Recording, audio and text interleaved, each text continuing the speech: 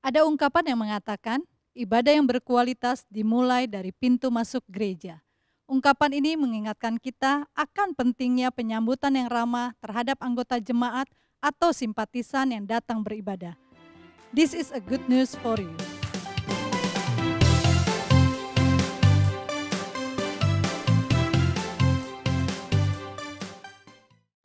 Pelayanan bidang care adalah salah satu pelayanan yang diperlukan dalam sebuah gereja. Pelayanan bidang care di GSD Bethlehem terdiri dari asyir parkir, asyir gedung, dan hospitality.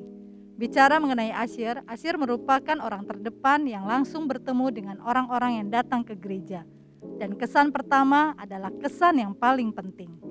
Pada hari ini, kita akan berbincang-bincang dengan pelayan-pelayan yang ada di bidang care yang diwakili oleh Cicencen.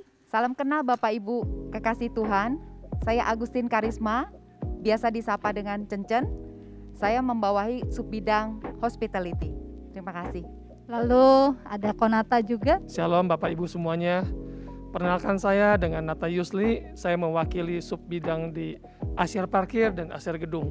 Berhubung kita hampir 2 tahun memasuki masa pandemi, memang bidang care mungkin bisa dibilang tidak berfungsi sebagaimana mestinya di 2 tahun ini. Oleh sebab itu ada hal-hal yang kita mau bicarakan dan biar itu bisa diketahui oleh sidang jemaat. Koko Cici, saya mau tanya, dampak atau perubahan apa yang paling dirasakan oleh pelayanan di subbid masing-masing? Kalau dari subbidang hospitality, yang jelas kami merasakan bahwa kami tidak bisa datang lagi ke gereja seperti biasa.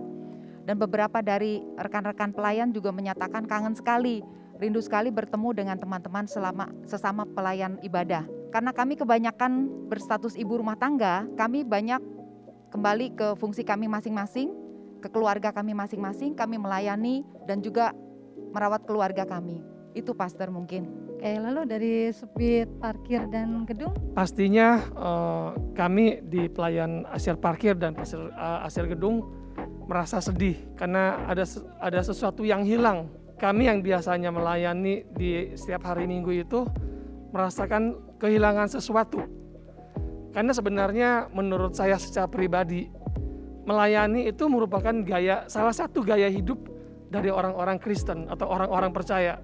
Selain gaya hidup yang lain seperti doa, baca firman Tuhan, pujian dan penyembahan. Sebenarnya melayani tidak hanya di dalam gereja saja, bisa di tempat kita bekerja atau dimanapun. Tetapi karena Tuhan izinkan kita untuk melayani di gereja, maka kita sungguh-sungguh memang mau melayani Tuhan di dalam gerejanya Tuhan. Tapi kami bersyukur juga bahwa mungkin sebentar lagi kita akan melayani. Lalu apa yang Koko Cici dan rekan-rekan asyir lainnya lakukan di masa pandemi ini, khususnya dalam membangun hubungan dengan rekan-rekan pelayan yang lainnya?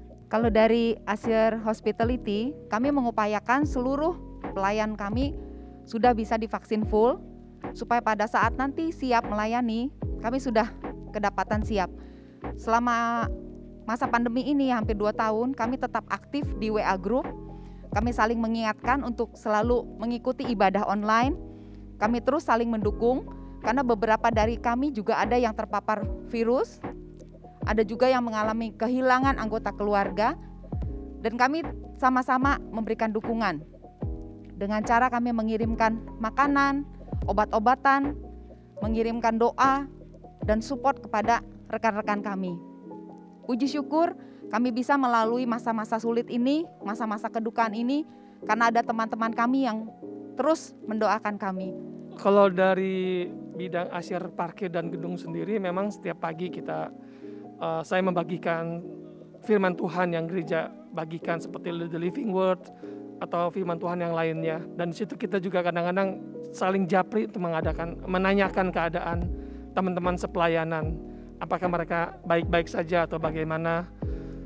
Dengan situ kita bisa saling berkomunikasi walau kita terpisah dengan jarak dan waktu ya. Khususnya untuk di asyir parkir juga, kami mengadakan yang namanya team builder atau team building yang diadakan setiap hari Sabtu jam 7 malam.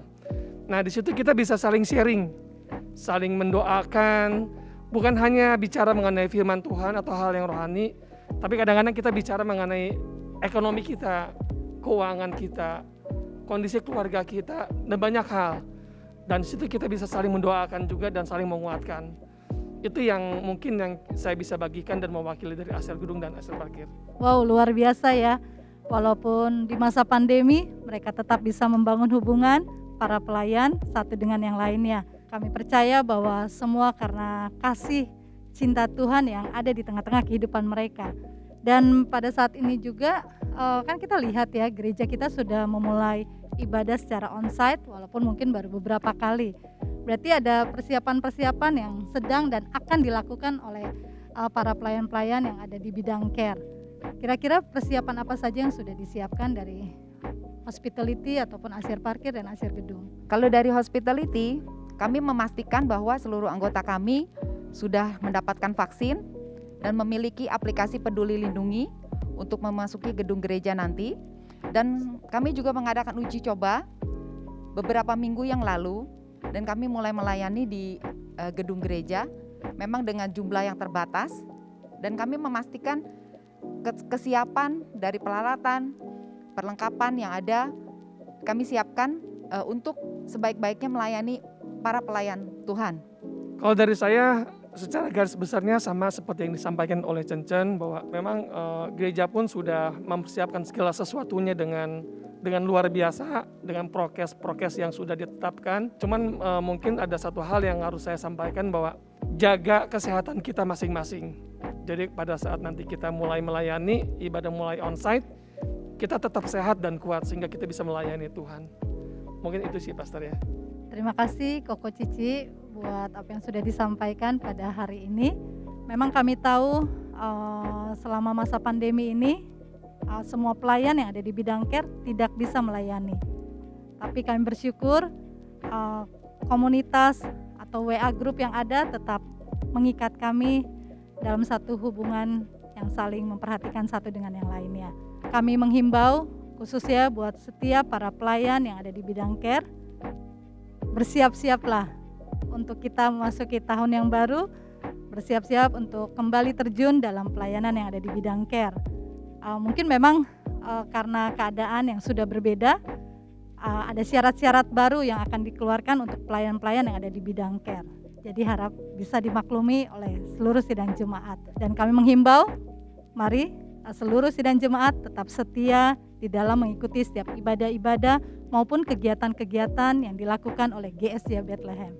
Demikian This is a Good News for You hari ini. Jangan lupa besok kita akan bersama-sama bergabung dalam ibadah onsite terbatas dan live streaming GSJ Bethlehem. Tetap konsisten melakukan protokol kesehatan dimanapun kita berada. Sampai bertemu kembali dalam kesempatan berikutnya. Tuhan Yesus memberkati.